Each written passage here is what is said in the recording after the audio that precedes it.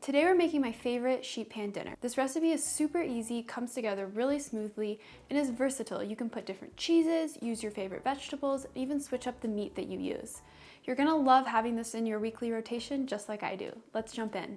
The first step is going to be peeling and roasting the sweet potatoes. So let's get the oven turned on. I'm using 3 large sweet potatoes for this recipe. Okay, once everything is peeled, we need to chop them into even slices. So I like to take these coined sweet potatoes and then I chop them into quarters. This helps it cook a little bit quicker, but you can leave it big if you like a mushier potato. I am all messed up here. Repeat that process until you have all your potatoes cut. The reason I actually care about size when I'm cutting these, usually I don't, you want them to cook at the same pace. Add your potatoes to a baking sheet. We're going to add olive oil, about 2 to 3 tablespoons. You want them to be well oiled because we'll mix it in with the broccoli later. Also add salt and pepper.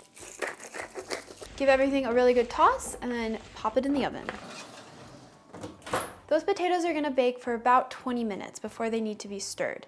The total time before you add the broccoli is about 30 to 35, depending on how small you cut those potatoes. If you're looking to speed up the process on the day you're actually making this sheet pan dinner, a really good way to do that is to pre-bake your potatoes on, say, a meal prep day or just the day before if you want to save a little bit of time. It has been 25 minutes, so we're going to give those potatoes a good stir and then prep our broccoli. So you can see they're getting nice and cooked and they're just starting to crisp on the outside. That's just where we want them. Give them a good stir and then toss them back in and they'll be perfect. You can see there is quite a bit of oil. I did that on purpose because we're going to be tossing some dry broccoli on there and it'll mix up and absorb that oil really well. Okay, I have 2 huge heads of broccoli, so we're gonna get these chopped up really small and then put onto that cookie sheet. I always save my stems. I like to put them in vegetable stock. I have a big freezer bag. Actually, I'll show you. So I have a large freezer bag and I just throw all my veggie scraps in here, and when it's full, I just make veggie stock and freeze that. If you have your regular size floret, I like to chop it fairly thin. We're gonna do that to all of our broccoli now.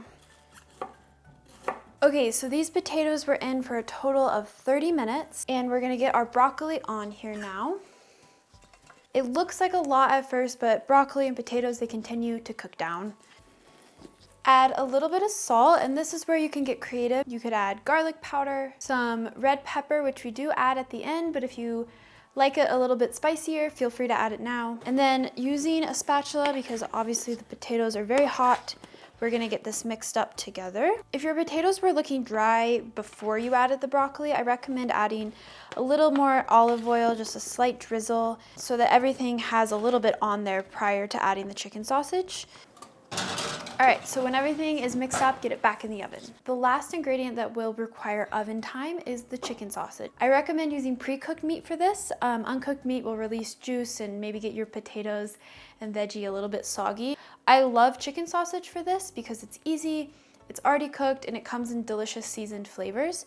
You can also use shredded rotisserie chicken. So we're gonna cut up 4 chicken sausages. I find that 1.5 to 2 sausages per person works really well. And I make the chicken sausage fairly thin. It gives it a nice golden crisp when it cooks in the oven. And since you're using pre-cooked meat, it really doesn't matter the size. You just want it to be hot by the time you pull it out of the oven.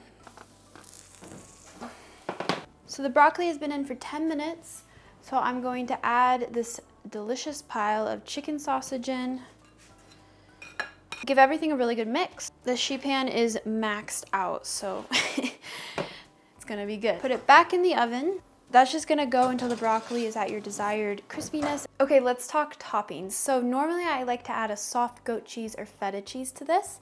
Today we're going to be using a cheddar style goat cheese that's shredded. You can use cheddar cheese, you can use ranch dressing, you can use feta crumbles. Other topping ideas are green onion, which is really good. It adds just a little bit of onion flavor. And my secret ingredient, which I add every time, no matter the topping, is a little bit of honey. I don't know if you've ever drizzled honey on pizza. It's kind of that similar sweet and savory, and it's delicious. So if you've never tried it before, try it on your pizza and try it here today. It'll be really good. Ooh, it's sizzling. Put that tasty, tasty goat cheese on. and it'll start to melt, it'll be ooey, it'll be gooey, it'll be delicious. And then a little bit of red pepper for the spice. You can leave this off, you can do white pepper, you can do chili oil, or you don't have to do spice at all. And then my secret ingredient is that honey. Once this recipe is cooled, it's really easy to store as meal prep. You can break it up into different containers and have it ready for lunches if you prefer to do it that way. Okay, let's give this a try. Like I said, I make this every week. It is delicious every single time. This time with that goat cheese in there, it is so good. If you guys give this a try with a different cheese or vegetable or your favorite chicken sausage, let me know which one you use. I love to hear about new suggestions for this recipe. Thank you so much for watching.